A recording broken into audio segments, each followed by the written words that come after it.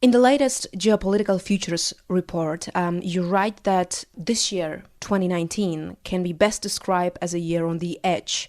What do you mean by that? Well, the world is changing dramatically. The United States is changing. China and American relations are changing. Europe is changing. But it's not quite yet there. So this is a year in which many of the processes that we see in the world are not quite ready to make the major shift that I think is coming, but is on its way. So in the case of the European Union, there is not yet going to be a major shift in the way the EU operates. That's coming, but in this year, we'll still be struggling over it. When it comes to the European Union, you actually write about the European disunion. Does this mean that at some point you think that the European Union that we know now is doomed to fail? Well, the European Union that we knew 10 years ago is very different from the European Union you have today in the way it behaves, in the relationships between nations. The basic problem is when nationality, and Britain is the good place to look. This is not a minor country. This is the second largest economy in Europe. And at least half the people, those who voted for Brexit, disapprove of the relationship. Half are for it. And as you go through the rest of Europe, you find growing dissatisfaction with the EU, and those who are pleased with it. This is, I will say, I don't want to overstate it, I don't mean it the way I say it, a revolutionary situation. Revolutionary in the sense that it cannot go on this way. There has to be a new consensus in Europe. And the force that's rising is very skeptical of Europe. So with these changes taking place in the major components of Europe, which are the nations, not the bureaucracy, the European Union, Brussels, will have to shift to accommodate the various forces to find some way to bridge them. And what will emerge will be a very different European Union. The idea that there is a European identity that transcends a national identity. The idea that all of Europe shares in the crises of one country of Europe. All these things, have to change. Europe had the free trade zone. This worked extremely well. Why it chose to go to a very complex and intrusive system is one of the questions history will ask. Some leaders are very keen to emphasize, from both sides, I would say, the division between nationalists and globalists, populists and pro-Europeans, depending on who takes the floor and who speaks about those divisions. You say that this confrontation in Europe will present new dangerous challenges for Europe this year. What exactly do you mean? Well, I mean political instability. There is the establishment that thinks that the European Union is an outstanding idea. There are those who have not benefited from the European Union who thinks the European Union has harmed them. The establishment is oblivious to these people, and these people are angry at what has emerged.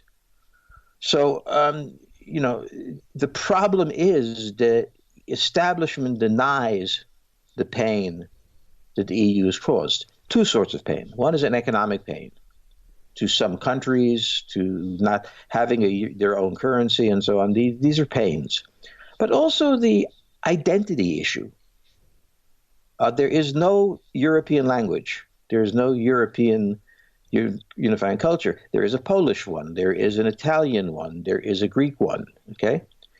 And it hurts when this is treated as trivial or as getting in the way of the real project. So there are deep problems within the European Union. I don't know that they're soluble. I don't think they are. And when you take a look at the second largest economy in crisis, the fourth largest economy, the Italian economy in crisis, the obliviousness of the EU to the Russian question and the Polish issue and so on. When you look at all of these, it is very difficult to take seriously the idea that this can work. If a European was looking at a continent with this much division, the European would say, well, this is completely unacceptable. It can't work. The problem of the Europeans is they cannot look at themselves and see what's happening. But that will work out. Brexit seems to be the accumulation of all those pains that you mentioned, and it's clearly one of the biggest challenges this year for the European Union. Do you think that the UK is able to overcome its own internal divisions and chaos, if I may say, and leave the European Union in a structured, orderly manner with a deal in place? Well, the establishment is doing everything to make the leaving disorderly because it hopes that because of the disorder, it won't happen. The others who voted for Brexit maintain their position. So here's the problem. Whichever way it goes, Britain will be in crisis. Because let's say that only 43% of the Europeans, of the British, want to leave the Brexit. That's a huge percentage of a population who oppose the fundamental constitution of their nation, the relationship with the EU. So no matter how this goes, no matter how the decision is made, Britain will be profoundly divided, as are other countries. It's not just the British, but this is the second largest. And the problem that the EU has, it doesn't know how to compromise. It doesn't know how to say, this is Britain, the second largest economy in the world. We must have it. And the terms must change because of the reality of Britain. To me, the most striking thing in the entire discussion was the rigidity of Brussels in confronting this question.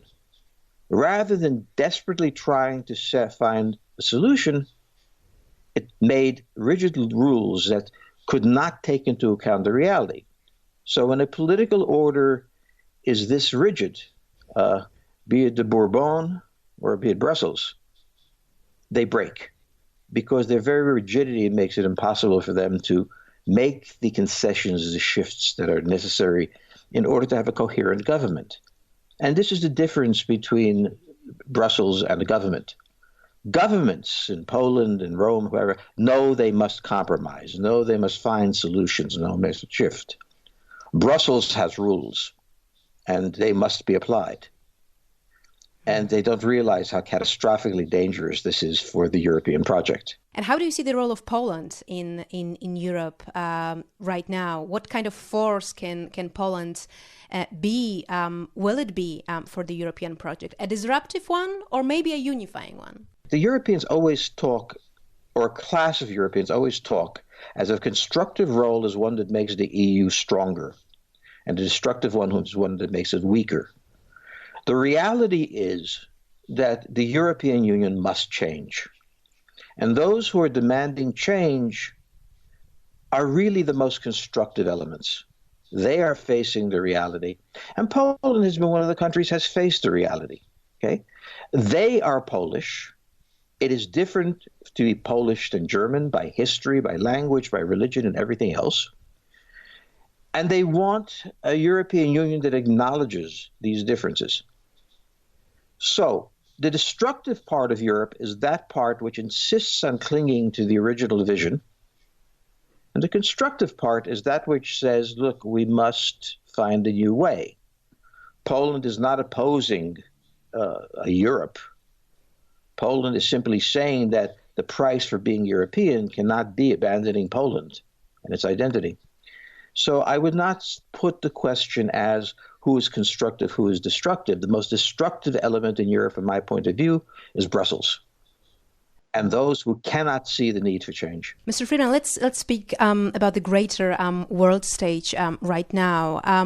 Obviously, one of the crucial issues for the world and for the global economy is also the future of the relations between the US and China. We've got the negotiations ongoing right now between the Chinese and Americans to find a solution to the trade dispute, or as you put it bluntly, a trade war. Do you think they will find the way out of this crisis, or maybe it will drag on for much longer? Well, the crisis began well before the tariffs. The crisis began in 2008. China was a massive exporting power, and exporting powers are entirely dependent on their customers. So it used to be thought, what a great country, China can export so much, and then they discovered, well, if my customers can't buy, I'm in trouble. So they built an industrial plant far too large for domestic consumption and assumed permanent ability to export. That went away, and they went into a very profound crisis as to how they work, right? And they also came under heavy pressure from other low-wage countries like Vietnam, like Colombia, like many countries that could produce the products they produce at a lower price. So China was being squeezed from every direction. And one of the things we have to remember is that while China was committed to free trade, officially, it never practiced free trade.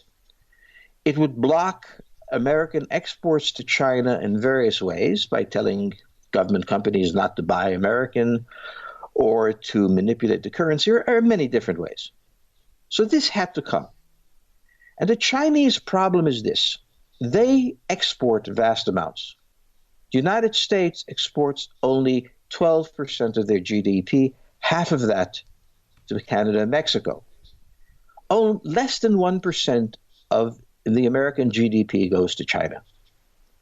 So we don't need the Chinese. The Chinese need us. And therefore, this is less a war, perhaps, than simply the imposition of a reality. The customer gets to set the price in certain situations. And the Chinese have been managing American opinion, American relationships, working with American corporations for a long time to avoid this. Well, now they are facing the fact that the United States has many places it can buy Chinese goods. China does not have many places it can sell its goods. The Europeans are an alternative. They must have access to the American market. And the Americans are setting the price for access. So if we were corporations, we would not be surprised at this. This happens all the time. The problem for China is internal. That is that they are terrified of unemployment because it creates social tensions. They can't close down inefficient businesses. They keep funding them. And now it's a dictatorship trying to hold all this together. So can it go away? Well, the Chinese can't make the concession that the Americans want. Nor are the Americans prepared to continue trading with China on the terms the Chinese set. So this is, I think, a new reality of the international system, but it's a reality in which China itself now faces the deep weaknesses of its structure and its inability to solve them.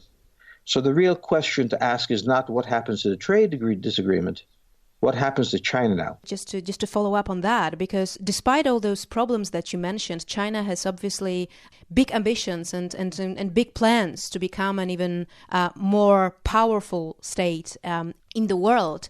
And on the other hand, we've got the US, which are gradually withdrawing from the leadership role. Well, firstly, I don't agree that the United States is withdrawing from its leadership role. American bombers are patrolling the Korean Peninsula. They are operating the South China Sea. They are building an alliance between Japan, Australia, India, and the United States, the Quad Alliance. We're deeply involved in the Middle East. We're involved in Poland. We're involved in Romania. There is this fantasy, particularly in Europe, that the United States is withdrawing from leadership. What is happening is that as the world changes, the American posture changes. So the need for 5 divisions of American troops in the Middle East, well, that didn't work, so we don't continue it. But when you look around the entire periphery of Europe and Asia, the American presence is still very much there. Now, many Europeans object to it because we are not protecting France or Germany, and we're not. They should protect themselves, but they have nothing much to protect themselves from. So what you are seeing on the American side is the recognition of a changing world and a response to it. In the end, the United States is in the Middle East. China can't get to the Middle East. China can't get to Europe with military force. China is a declining economic power. So China can't possibly take the place of the United States. There's no power in the world that can take the place. The United States has the option of how they wish to deploy themselves. As the Chinese plans for the world, I mean, I have plans for becoming 15 feet tall. It's very nice. Plans are merely pieces of paper. They make investments in various places that make no sense, and they sometimes actually deliver the money, sometimes part of it, and sometimes they deliver the money and 5,000 Chinese workers. So, I mean, the reality of China, when we forget the very effective Chinese propaganda, is that it is a large country, an important country, one experiencing a massive crisis in the South China Sea, where it has wanted to dominate for 10 years. It has made no headway whatsoever because it's weak. So I think in the question of all countries, we should ask the question both of strength and weakness. And the weaknesses of China are derived from the fact that their basic economic model is, I will say, collapsing only in the sense the Chinese economy functions. But the way it wants to manage its relations to the world is collapsing. As to the Americans, we are lightening our footprint because we don't have to be so exposed. But the idea that we've abandoned our position, as to leadership, I have no idea what leadership is. How do you lead France? I mean, the idea that the American was the leader meant that we had followers. And the American experience is that the followers said, why don't you Americans do something and we'll wait for you? And that's changing, because you Europeans are quite capable of helping and taking on responsibility. So I don't accept the idea that the United States is giving up leadership. And I don't accept the idea that the Chinese could possibly take their place. Right now, they're hoping to hold their own country together. I will just say one thing, you shouldn't be reassured, because one of the messages to Europe is defend yourself. The Europeans have said they're going to build their own army. We think this is a wonderful idea. Good luck. We should remember the fact that the United States does not want to spend its national treasure on defending anything that's not in our interest. Romania is in our interest, and Poland is our interest. But other interests, let the Europeans take care of it. They're rich and they're happy and they have great advice for everybody. So the important thing is Poland has to defend itself. Where are the Germans? Where are the French? Where's everybody else? The Americans are there. France has nothing to defend itself against except itself. And so, this is not an American problem. Yeah, I mean, this is not 1955, and we should stop acting like it was 1955. It is a very different world. Europe now has a GDP equal to that of the United States. It should stop expecting American leadership. Why don't the Europeans lead for a while? Because they can't. Then they're going to have to live with the Americans.